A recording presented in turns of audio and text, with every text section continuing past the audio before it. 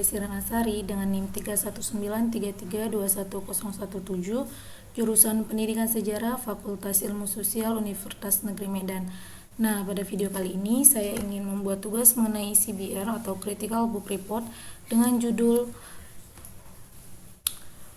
Pengantar Kewirausahaan dalam Meningkatkan Pemahaman Kewirausahaan oleh Profesor Dr. Abdul Muin Siboya, MPD, dan Dr. Randus Dadang Mulyana, MPD. Nah, pada isi buku ini memiliki 12 bab pembahasan. Yang pertama mengenai konsep kewirausahaan. Nah, pada hakikatnya semua orang adalah wirausaha dalam arti mampu berdiri sendiri dalam menjalankan usahanya dan pekerjaannya guna mencapai tujuan pribadinya, keluarganya, masyarakatnya, bangsa, dan negaranya. Akan tetapi, banyak di antara kita yang tidak berkarya dan berkarsa untuk mencapai prestasi yang lebih baik untuk masa depannya, dan ia menjadi ketergantungan pada orang lain, kelompok lain, dan bahkan bangsa dan negaranya sendiri. Yang kedua, bab 2 membahas mengenai perilaku kerja prestatif. Prestatif artinya seorang wirausaha selalu berambisi, ingin maju atau ambition drive. Di sini seorang wirausaha memiliki komitmen tinggi terhadap pekerjaannya atau tugasnya, dan setiap saat pikirannya tidak lepas dari bisnisnya. Selanjutnya bab 3 mengenai semangat wirausaha. Dalam wirausaha ini ada kreativitas yang merupakan sebuah proses yang dapat dikembangkan dan ditingkatkan. Namun, kemampuan ini berbeda dari satu orang terhadap orang lainnya.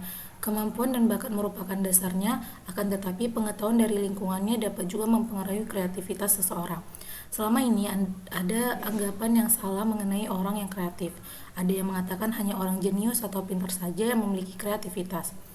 Akan tetapi kreativitas dalam hal ini adalah menghadirkan suatu gagasan baru. Selanjutnya bab 4 membahas mengenai komitmen dalam usaha. Seorang wirausaha harus memiliki karisma, yaitu suatu pancaran kewibawaan, bukan karena paksaan atau memenuhi janjinya untuk memajukan usaha bisnisnya sampai berhasil, sekaligus mempertahankan dan menciptakan kepercayaan dari orang lain, baik itu konsumen maupun mitra bisnisnya. Ada beberapa faktor komitmen tinggi. Yang pertama konsisten, tegar, fair. Yang kedua mercusuar. Yang ketiga konsentrasi pada manusia. Selanjutnya ada bab 4 membahas mengenai sikap mandiri. Sikap mandiri ini memiliki perasaan kepercayaan diri yang hanya dapat dirasakan oleh yang bersangkutan dalam bentuk kematangan hati menghadapi tugas yang harus dilakukannya. Nah, dalam pengembangan sikap percaya pada diri sendiri memiliki beberapa poin. Yang pertama, tugas dan kepercayaan diri. Yang kedua, sukses dan kegagalan. Ketiga, kepercayaan diri. Keempat, sikap mental dan kepercayaan diri, dan unsur keimanan. Selanjutnya ada bab 5 mengenai sikap mandiri. Dan selanjutnya ada bab 6 mengenai pendirian usaha. Nah, dari pendirian usaha ini membahas mengenai perizinan usaha dagang yang merupakan alat untuk membina, mengarahkan, mengawasi, dan menerbitkan izin-izin usaha perdagangan untuk memperlancar pengelolaan usaha. Setiap pengusaha diwajibkan mengurus surat izin dari instansi pemerintah terkait.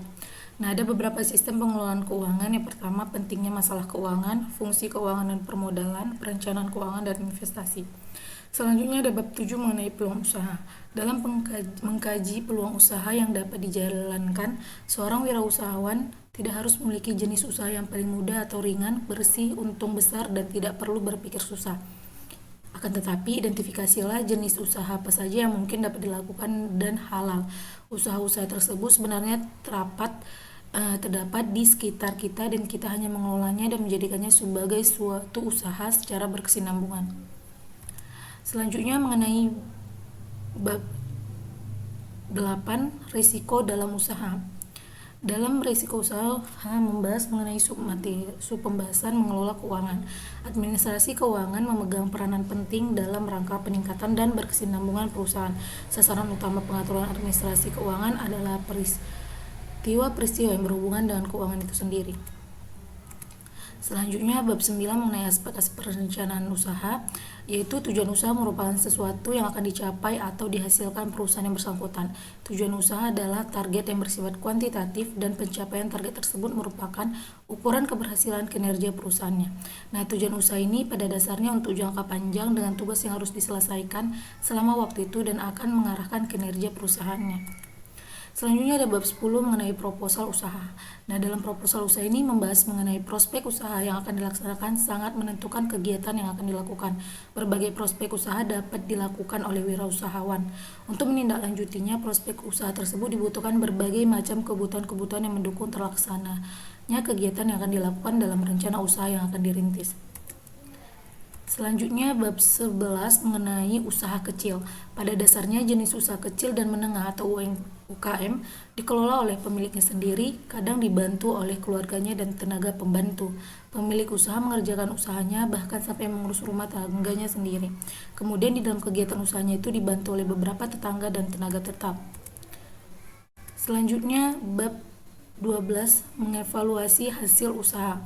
Dari hasil usaha ini rasio keuangan banyak sekali jenisnya karena rasio atau ratio dapat dibuat menurut kebutuhan penganalisa. Demikian pula pengelompokan ratio juga bermacam-macam.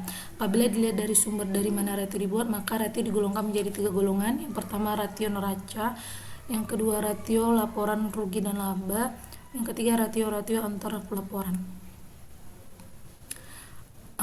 Untuk selanjutnya, kelebihan dari buku ini sangat bagus untuk dibaca oleh seorang wirausahawan atau seseorang yang ingin memulai usahanya, karena terdapat beberapa poin yang terdapat pada isi buku ini yang dapat menambah wawasan kita sebagai seorang wirausahawan yang baru.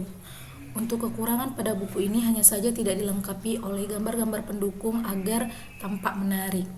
Mungkin sekian dari Critical Book Report saya.